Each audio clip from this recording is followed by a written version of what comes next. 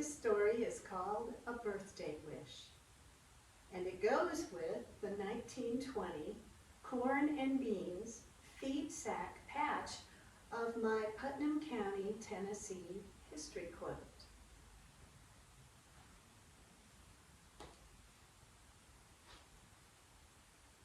Supper time, Pa called, and Caddy raised her head from where she was chopping weeds in the cornfield and dreaming in the summer sunset.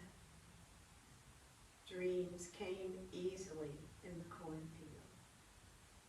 As she chopped, Caddy's mind ran all over the world. What would it be like to visit the far-flung lands in her geography book?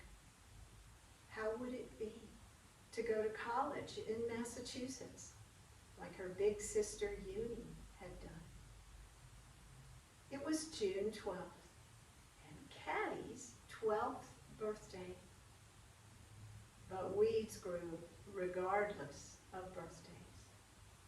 Uni had gone away, but now Uni was back and chopping weeds with the rest of the family. Caddy put her chin on her hand, on the handle of her hoe, and dreamed. Caddy's family spent most of the year tending to the corn crop. Caddy was the baby of the family and had begun as a water carrier when she was 10 years old. In the spring and the summer, the family planted the seeds and thinned the seedlings and weeded the crop. Pa and the boys would come behind the mule with the plow, and Ma and the girls would follow with the long-handled hoes that clanked, clanked, clanked against the rocks. The girls would drop a few seeds into each hill, and then some days later would come back and reach down where it was too dark for eyes to see, to thin each hill and leave the two tallest, strongest stalks to grow. The sweat made you soaking wet, and the bees came and stung because of the sweat. Heaven was the shade at the end of each row, and a cool drink from the gourd dipper in the bucket. Then, back to work, Pa would call. The corn crop came in the first week of August and had to last the family all winter long. There were 14 kids, Ma and Pa, Bam the mule, Bill the cow, and her calf, Billette, and 30 chickens. Bam the mule was so proud of plowing that he refused to eat the nubbins, the little twisted ears that the rest of the livestock ate. So Bam the mule got good big ears, like the people, 7 a day. After the corn was dried, the family kept just enough meal ground to fill the big barrel. The week before Christmas, the meal would be at the bottom of the barrel, and an evening would come when it would be time for a corn show. The family was so big that if they invited the cousins from across the branch and up the holler, they could shell a couple of turns of corn for the mill in a few minutes.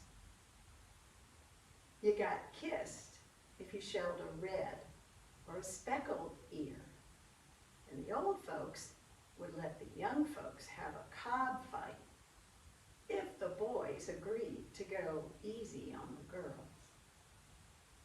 The next day, one of the boys would arrange the big sack of dried corn so that it hung down equally on either side of the mule's broad back. Then he would climb on like it was a saddle and ride the 3 or 4 miles to the mill.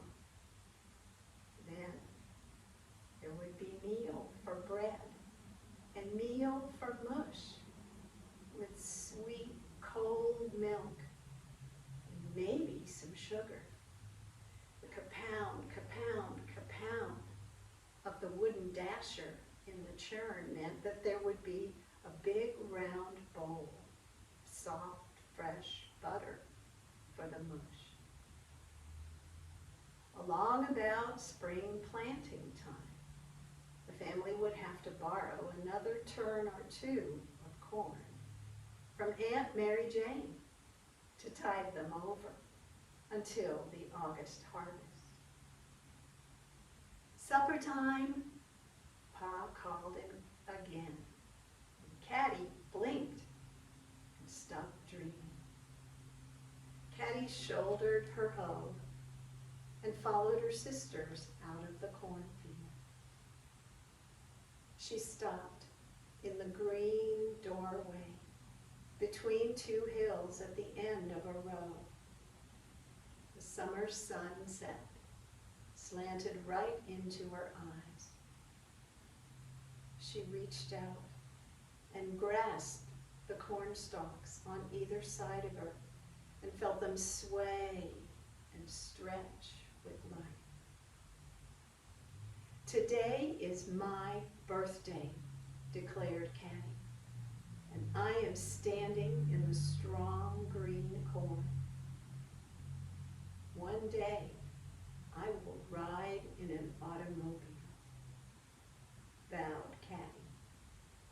I will see the ocean, and I will wear clothes that feel good on my skin. Then, Caddy came down the hill to supper. And that's the story of a birthday wish.